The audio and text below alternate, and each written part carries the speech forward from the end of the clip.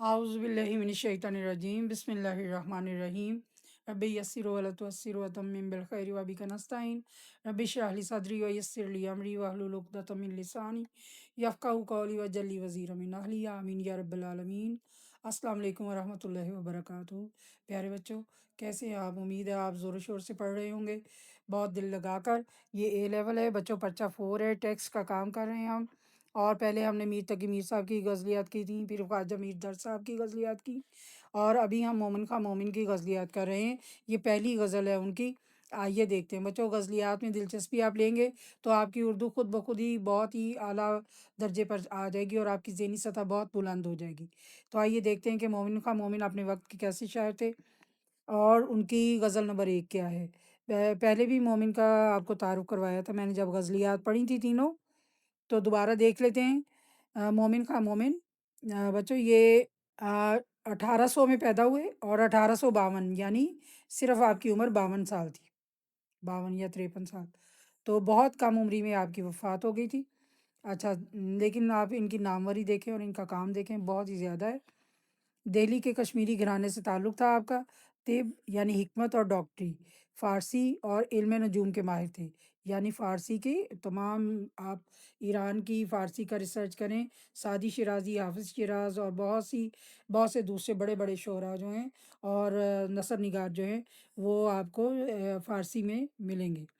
पहले ये जितने भी असातिज़ा इकराम थे, वो इन्हीं को पढ़ा करते थे। फ़ारसी के उलूम के माहिर होते थे।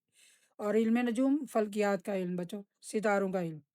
नजूम, नजम की जमा है नजम सितारा, और नजूम सितारे। माहिर थे बहुत ज़्यादा उनमें, उनको इसमें महारत हासिल। शायरी में तगज़्ज़ुल यानी शायरी का एक जो अंदाज़ होता है ख़ास, बहुत ही नर्म व नाज़ुक मज़ामीन बयान करना, शौक़ी भी है उनमें, और फ़लसफ़ियाना मज़ामीन भी बयान करते थे। इन वजह से, इन तीनों की वजह से आपको नामवरी हासिल हुई, नामवरी, शोहरत, हुस्न व इश्क के तजुर्बात, हयात व मौत की कशमकश और रोमानवी कैफ़ियत के बयान में उन्हें ख़ास महारत हासिल थी।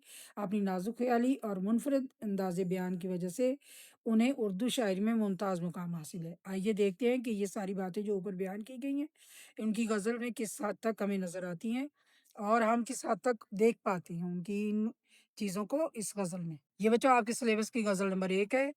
वो हम में वो जो हम में तुम में करार था, तुम्हें याद हो कि न याद हो, वही वादा यानी निबाह का, तुम्हें याद हो कि न याद हो। निभाना, वफ़ा करना, पूरा करना।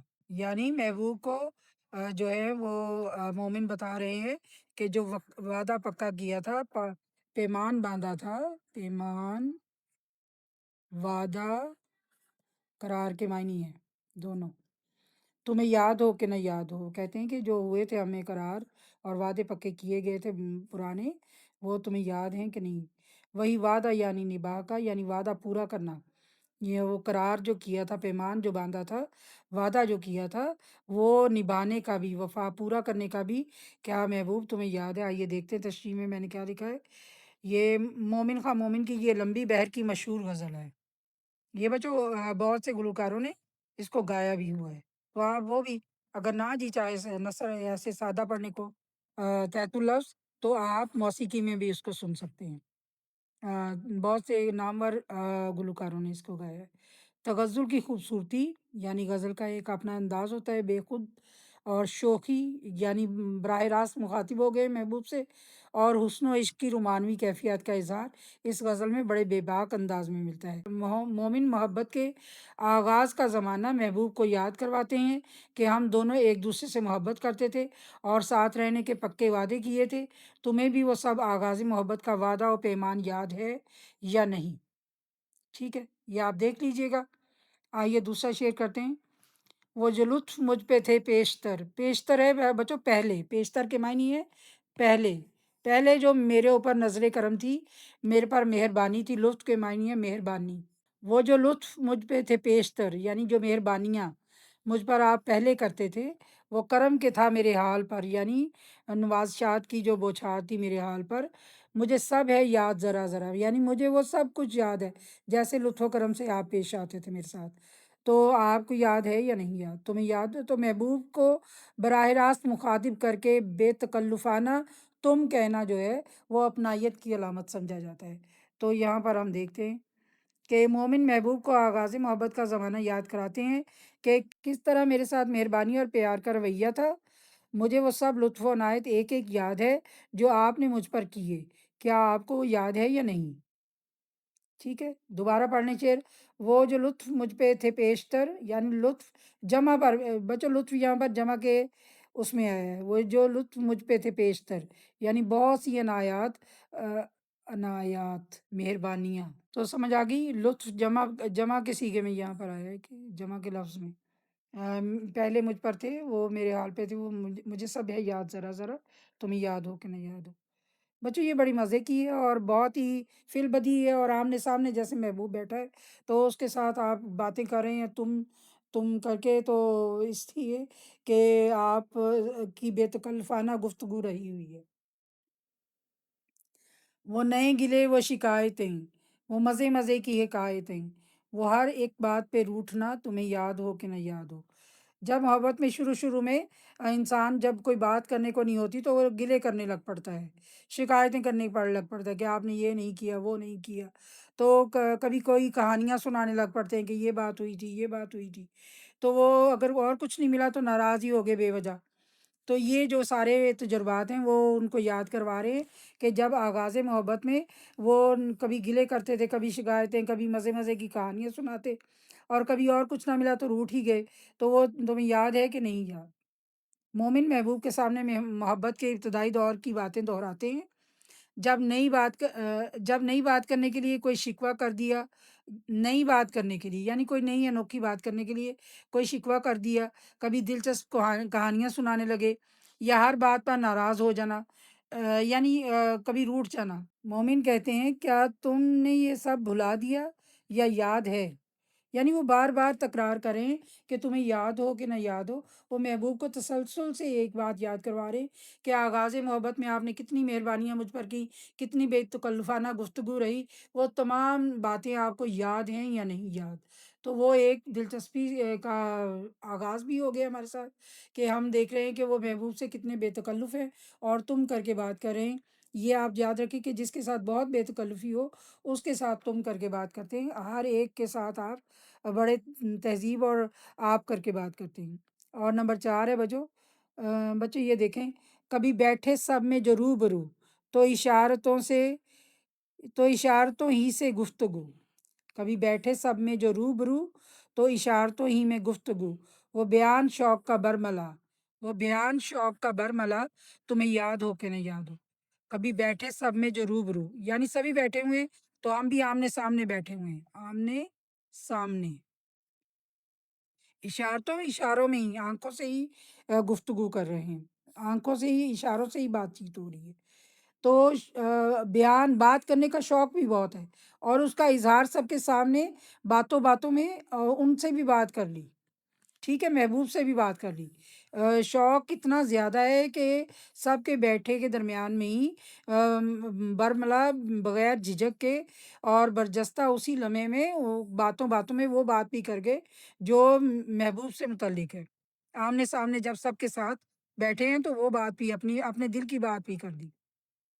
آگے دیکھیے اس کی تشریح، مومن مسلسل محبوب کو آغاز محبت کا شوق اور بیتابی یاد کراتے ہیں کہ سب میں جب آمنے سامنے بیٹھتے تھے تو اشاروں میں بات کرتے اور اپنی بات بلا جھجک سب کی موجودگی میں سرے عام کہہ دیتے۔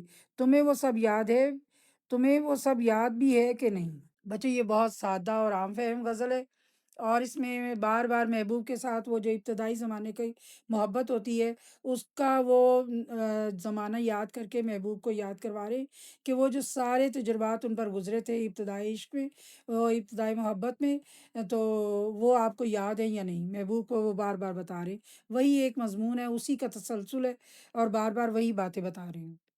5واں بچوں ہے، ہوئے اتفاق سے گر بہم، یہ وہی بچوں اوپر والا، اوپر کے دونوں اشعار کا ہی تقریباً وہی ہے، ہوئے اتفاق سے گر بہم، یعنی اکٹھے ہو گئے اگر اتفاقاً، تو وفا جتانے کو دم بدم، کہ اپنا پیار محبت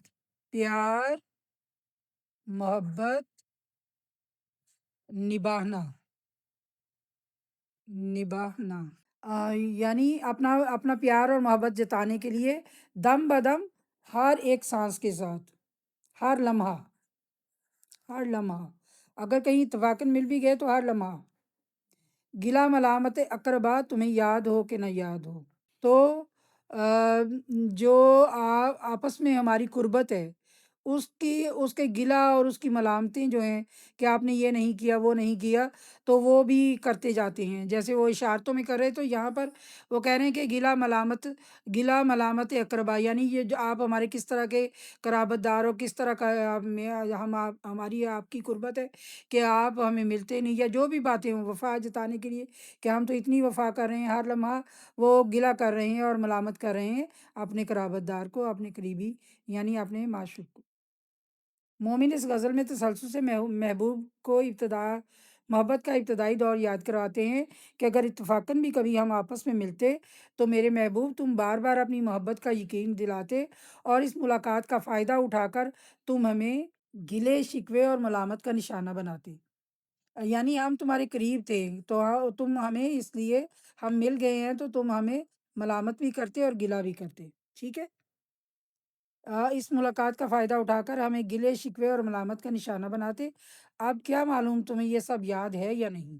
کوئی بات اگر ایسی ہوئی کہ تمہارے جی کو بری لگی، کوئی بات اگر ایسی ہوئی کہ تمہارے جی کو بری لگی، تو بیان سے پہلے ہی بھولنا تمہیں یاد ہو کہ نہ یاد ہو۔ یہ بچوں، جب ہمیں کوئی بات ناپسند ہوتی ہے، ناگوار ہوتی ہے، تو آپ وہ بیان نہیں کرنا چاہتے تو کہتے ہیں کہ میں تو بھول گئی ہوں وہ بات، پتہ نہیں کیا ہوا تھا۔ تو آگے وہی بات ان کی تشریح میں بھی آتی ہے کہ وہ بیان سے پہلے ہی، یعنی بات کرنے سے پہلے ہی کہہ دینا کہ وہ تو میں بھول گیا۔